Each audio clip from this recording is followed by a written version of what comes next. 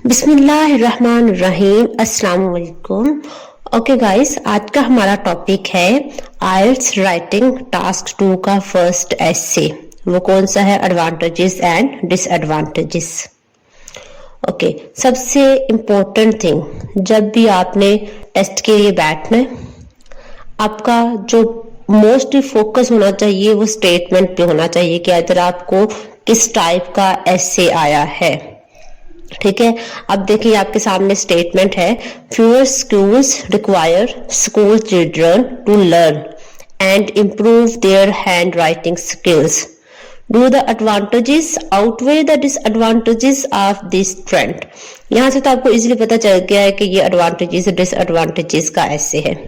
ठीक है, उसके बाद आपने कम से कम 2 से 3 मिनट्स अपने स्पेंड करने हैं टॉपिक को समझने में, और एक साइड पे पेंसिल से आपने क्या करना है, ड्राफ्ट सा बना लेना है कि ये मेरे पास स्टेटमेंट है, इसमें ये मेन चीज है जिसपे हमारा फोकस है। जैसे इस स्टेटमेंट में मेन फोकस किस चीज पे है? हैंड राइटिंग स्किल्स पे। अब आपने इससे रिलेटेड सोचना है कि इसके क्या एडवांटेजेस हो सकते हैं, क्या डिसएडवांटेजेस हो सकते हैं। अब जब आपको पता चल गया है कि इसके एडवांटेजेस लेट्स सपोज ज्यादा है, ठीक है, मेरे ओपिनियन के अकॉर्डिंग, तो आपने इसके एडवांटेजेस लिख लेने हैं और 1-2 इसके आपने डिसएडवांटेजेस लिख लेने हैं। ठीक है, अब आपने राइटिंग स्टार्ट करनी है।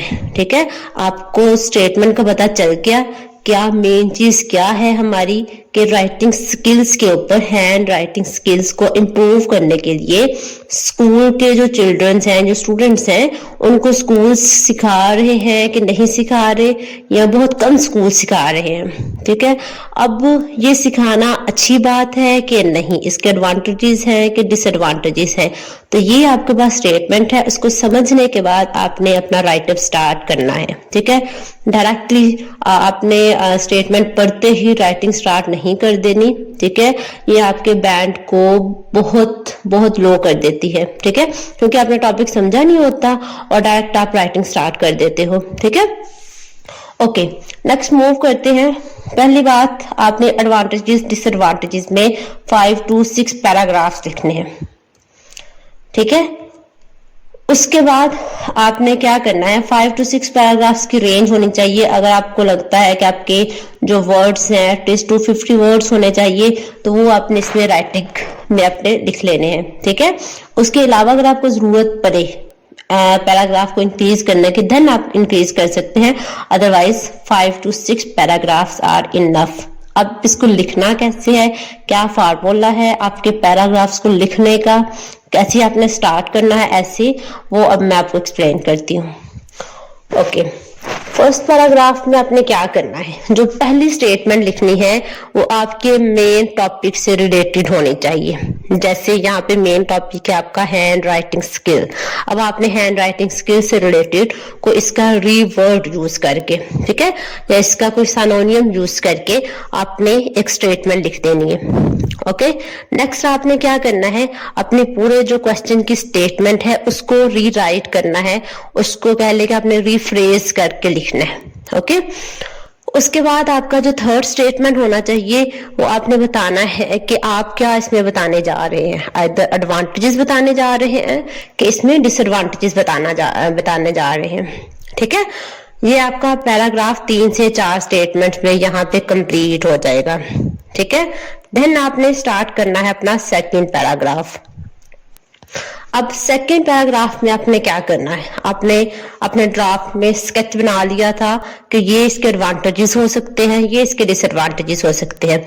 अब आपने एडवांटेजेस के बारे में सोचा है तो पहले आपने एडवांटेजेस पे फोकस करना है, जो चीज आपके ऐसे को इम्प्रूव करेगी, जो वर्थ देगी, आपने उससे स्टार्ट करना है। ठीक है, एडवांटेजेस से आपने स्टार्ट कर सेंटेंस, पहले एक स्टेटमेंट आप लिख सकते हो एडवांटेजेस के बारे में कि ये मेरा एडवांटेज है। उसके बाद आपने यहाँ पहला ही स्टेटमेंट आप कंपाउंड सेंटेंस लिख ले एडवांटेज के बारे में। ठीक है, आप उस कंपाउंड स्टेटमेंट को लिखने के बाद आपने एग्जाम्पल देनी है उसी एडवांटेज से रिलेटेड। एग्जाम्पल लिख लिया आपने, उसके बाद उसको एक्सप्लेन करते हुए आपने कर ले कि उसका जो कंक्लूजन स्टेटमेंट है वो लास्ट में लिख देनी है। एडवांटेज लिखा, उसकी एग्जाम्पल दी और उसी एडवांटेज को कंक्लूड करके लिख देना आपने लास्ट स्टेटमेंट पे। ये हो गया आपका पैराग्राफ 2। देन थर्ड पैराग्राफ में आपने पहली स्टेटमेंट लिख लेनी है एडवांटेज के बारे में, ठीक है। कंपाउंड सेंटेंस यूज करें। कंपाउंड सेंटेंस आपके बैंड को इंक्रीज करते हैं, ठीक है। कंपाउंड सेंटेंस में जो वर्ड्स हैं जैसे while, however, when, whenever, thus, so, इस तरह के जो सेंटेंस है वो आपके ऐसे को वर्थ देते हैं, आपकी आइल्स के जो बैंड स्कोर है राइटिंग के वो इंक्रीज करते हैं, ठीक है। उसके बाद आपने एग्जाम्पल दे देनी है उसी एडवांटेज से रिलेटेड, ठीक है। उसको एक्सप्लेन करना है अपने एडवांटेज को। देन आपने अपने एडवांटेज को, उसके एग्जाम्पल को कंक्लूड कर देना है लास्ट स्टेटमेंट के अंदर। देन आपका थर्ड पैराग्राफ कंप्लीट। उसके बाद आपने मूव करना है फोर्थ पैराग्राफ में, जिसमें आपने मेंशन करना है अपने डिसएडवांटेज को अब, ठीक है। आपने 1 या 2 सेंटेंसेस लिख लेने हैं डिसएडवांटेज से रिलेटेड, ओके। उसके बाद आपने उसी डिसएडवांटेज को एक्सप्लेन कर देना है विद एग्जांपल। डन। देन आपने उसी डिसएडवांटेज को जो आप यहाँ पे लिख रहे हैं उसको कंक्लूड कर देना है। कंक्लूडिंग सेंटेंस आपने लिख देने हैं उसके उसी से रिलेटेड। ये आपका फोर्थ पैराग्राफ कंप्लीट। अब आपके अगर जो वर्ड्स हैं वो अराउंड 230 हो गए हैं 3 से 4 पैराग्राफ लिखते हुए, तो आपको 5th पैराग्राफ लिखने की जरूरत नहीं है, ठीक है। जितना आप लिमिटेड लिखेंगे, फॉर एग्जांपल आपको 250 वर्ड्स तो लिखने ही लिखने हैं। आपकी लिमिट क्या होनी चाहिए? मैक्सिमम 270 तक, इससे ज्यादा नहीं, ठीक है। जितनी कम मिस्टेक्स होंगी उतना ही ज्यादा आपका बैंड इंप्रूव करेगा, ओके। देन आपने 5th पैराग्राफ अगर जरूरत है तो उसी पैटर्न से आपने डिसएडवांटेज से रिलेटेड लिख लेना है, otherwise it is enough, okay. Then आपके पास है 6th पैराग्राफ। 6th पैराग्राफ आपका होगा कंक्लूजन से रिलेटेड। ओवरऑल आपने जो भी ऐसे में लिखा है आपने उसको कंक्लूड कर देना है, ठीक है। पहली स्टेटमेंट आपने कंक्लूड कर देनी है कि ये मेरा स्टेटमेंट था, ठीक है। जो आपका क्वेश्चन था उसको अब रीवर्ड करना है। आपने वर्डिंग, अपने जो आप वर्ड्स यूज कर रहे हो वो बार बार रिपीट नहीं करने। मैक्सिमम 2 वर्ड्स आप लिख सकते हो राइटिंग, आइल्स राइटिंग में, ओके। अगर आप मोर देन 2 वर्ड्स यूज करते हो तो आपका बैंड डिक्रीज हो सकता है, ओके। तो कोशिश करनी है मैक्सिमम सिर्फ आप 2 वर्ड्स लिख सको एक जैसे, ठीक है। सिमिलर वर्ड्स आपके सिर्फ 2 हो, से ज्यादा नहीं। अब आपने रिवर्ट करना है दोबारा से अपने स्टेटमेंट को जो आपका क्वेश्चन था कंक्लूजन के अंदर, ओके। उसके बाद आपने एक जनरल से सेंटेंस में समराइज कर देना अपने टॉपिक को। देन आपने एग्जाम्पल जो लिखी थी ऊपर उनको समराइज कर देना है कि ये इसकी एग्जाम्पल्स थी एडवांटेजेस और डिसएडवांटेजेस से रिलेटेड, ओके। देन आपने अपना ओपिनियन बताना है कि मेरे ओपिनियन के अकॉर्डिंग जो इसके एडवांटेजेस हैं वो ज्यादा है एज कम्पेयर टू डिसएडवांटेजेस, या अगर आप इससे ऑपोजिट कर रहे हो तो आपने इसी तरह से अपना जो ऐसे है वो डिसएडवांटेजेस के लिए लिख लेना है। मेन स्टार्ट में आपने बता देना है कि डिसएडवांटेजेस की बात कर रहा हूँ या कर रही हूँ। देन आपने अपने फर्स्ट और सेकंड पैराग्राफ में पहले डिसएडवांटेज को मेंशन कर ले, फिर आप एडवांटेज को मेंशन कर ले। उसके बाद आपने कंक्लूजन की जो लास्ट स्टेटमेंट है उसमें मेंशन कर देना है कि मेरे जो डिसएडवांटेजेस हैं या एडवांटेजेस हैं वो ज्यादा है as compare to this, okay. Done. अगर आप इस फार्मूला के अकॉर्डिंग अपना ऐसे लिखते हो एडवांटेजेस डिसएडवांटेजेस का, तो गारंटी है आप 7+ बैंड इजीली हासिल कर सकते हो, ओके। अब मैं आपको सैंपल दिखाती हूँ इसी ऐसे का जो इसी टॉपिक के ऊपर है, ओके। अब देखिए आपके पास ये फर्स्ट पैराग्राफ था, ठीक है। फर्स्ट पैराग्राफ के अंदर आपने देखा कि आपकी जो स्टेटमेंट है पहली वो क्या बता रही है, आपकी राइटिंग, हैंड राइटिंग के बारे में, ठीक है। इसको रिवर्ट करके लिखती है, ओके। आप इसको अच्छी तरह से रीड कर लीजिएगा। जो सेकंड सेंटेंस है वो उसी को एक्सप्लेन कर रही है आपकी जो स्टेटमेंट है, ठीक है, उसको रिवर्ट करके लिख दिया गया है। थर्ड स्टेटमेंट में बता दिया गया है कि ये इसके जो बेनिफिट्स हैं वो ज्यादा हैं उसके ड्रॉबैक से। डन। फर्स्ट आपका पैराग्राफ उसी अकॉर्डिंग हो गया, फार्मूले के अकॉर्डिंग। सेकंड जो आपके पास पैराग्राफ है, टू कमेंस विथ, अगर आप इस टाइप के वर्ड्स यूज करते हैं तो ये आपके बैंड को इंक्रीज करते हैं, ठीक है। To commence with while there are several benefits of good handwriting. आप इसी स्टेटमेंट को आप हर ऐसे में यूज कर सकते हो, ठीक है। यहाँ पे आप हैंड राइटिंग की जगह कोई और वर्ड यूज कर लें जिससे रिलेटेड आपका ऐसे है, ठीक है। तो आपने बता देना है कि जो मेन इसका एडवांटेज या डिसएडवांटेज है वो ये वाला है, ठीक है। उसको आपने एक्सप्लेन कर दिया।